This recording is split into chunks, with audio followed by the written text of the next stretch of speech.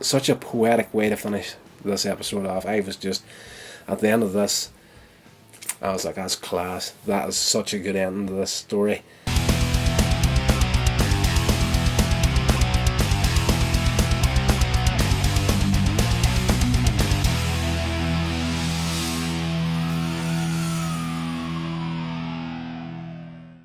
Hammer House of Horror. This is Visitor from the Grave. This is a fantastic little episode, one I would highly recommend you going and checking out. It stars Catherine Lee Scott, Simon McCorkindale, Gareth Thomas, Nia Nadasi, and Stanley Lieber.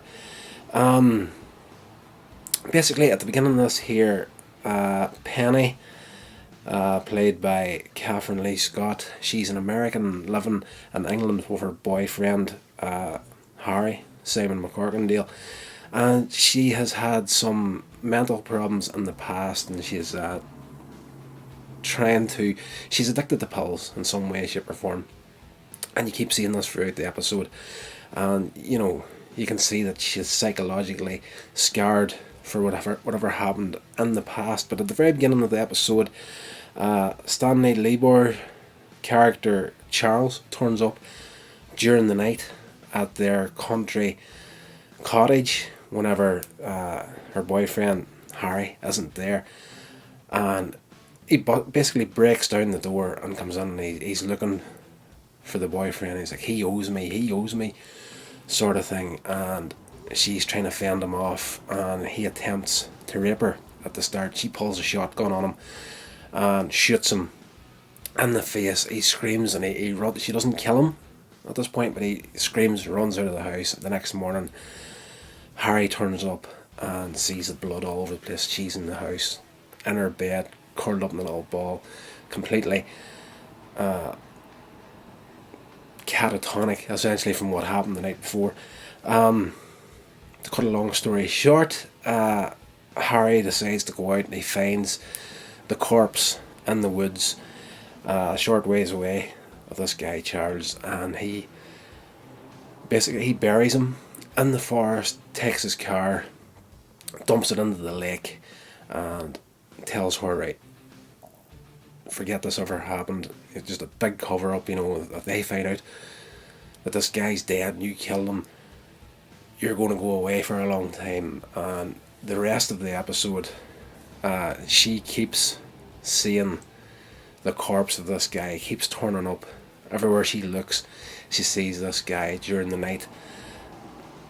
She hears someone sneaking about outside the house, and she gets up, she looks out through the curtains, and the guy's car that was sunken to the bottom of the local lake is sitting outside the house, and she screams, wakes the boyfriend. It's like, he's here.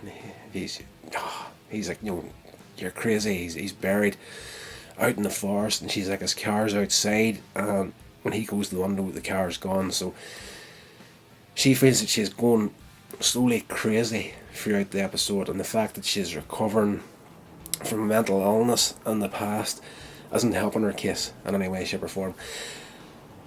By the end of the episode, coming up towards the end of it, they look for help in the form of a fortune teller sort of woman played by Nia Nadasi, Margaret she's called in this, and she comes and does a seance at the house, but the spirit is too strong for her to deal with, so they decide they're going to call in this Indian psychic sort of a fella, and he's over in some other country. Whenever they ring him, he refuses to come, but Catherine Lee Scott's character finds out that he's trying to build some sort of foundation in England, so she decides, okay, how much money does he need? If he comes, sorts this out, I'll give him the money he needs for this here. It's 120 or 150,000 pounds he needs for this, so he agrees to come.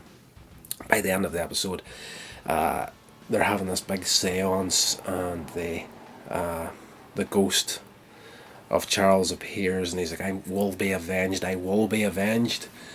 and she screams, runs into the next room, locks the door, and there's the shotgun sitting a load of bullets for it, and she takes the gun and she actually turns it on herself at the end of the episode.